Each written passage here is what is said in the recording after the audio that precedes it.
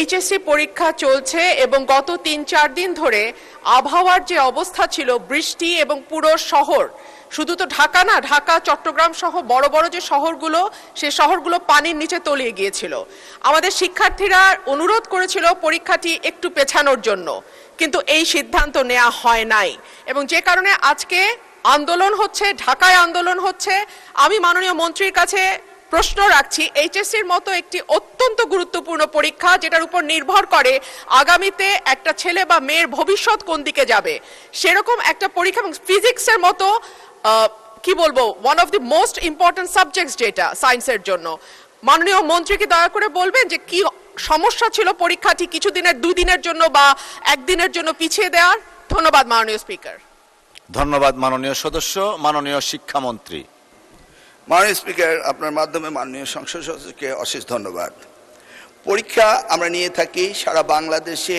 SSC পরীক্ষায় প্রায় 2700 centre রয়েছে এবং 64টি জেলায় এই 2700টি সেন্টার একত্রে পরীক্ষা শুরু হয়।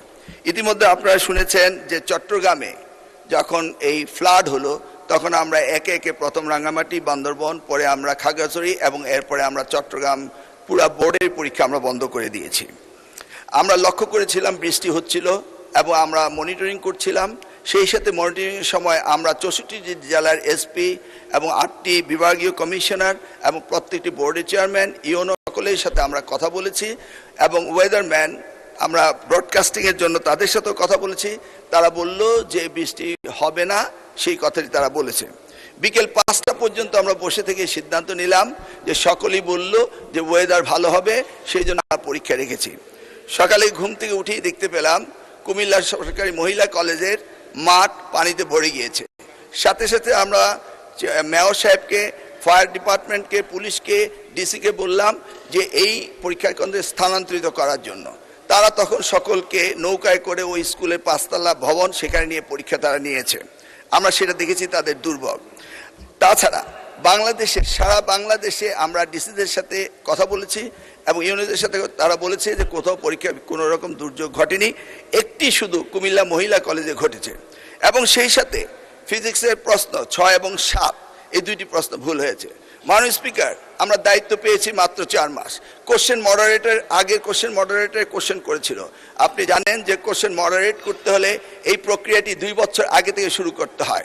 আমরা এসে কোনো কোশ্চেন তৈরি করতে পারিনি। বিগত গভর্নমেন্টের যে মডারেটর ছিল তারাই কোশ্চেন করেছে। তবুও আমরা তাৎক্ষণিকভাবে ঘোষণা দিয়েছি যে ফিজিক্সের 6 এবং 7 2টি কোশ্চেন ভুল হয়েছে, সেটাকে আমরা ফুল ক্রেডিট দিয়ে দেব, সেটা আমরা বলেছি। এবং পরীক্ষা যথাযথ হচ্ছে কিনা সেইভাবে সাহায্য সহযোগিতা করার জন্য আমরা সকলকে প্রস্তুত রেখেছিলাম। আজকেও আমরা সারাদিন কথা বলেছি এবং প্রত্যেকটি আমাদের সাথে যারা স্টেক হোল্ডার রয়েছেন তারা বলেছে পরীক্ষা সুন্দর হয়েছে, সুস্থ হয়েছে। একটি জায়গায় শুধু কুমিল্লা সরকারি মহাবিদ্যালয় এই ঘটনাটি ঘটেছে এবং সেখানে পরীক্ষা সুন্দর হয়েছে।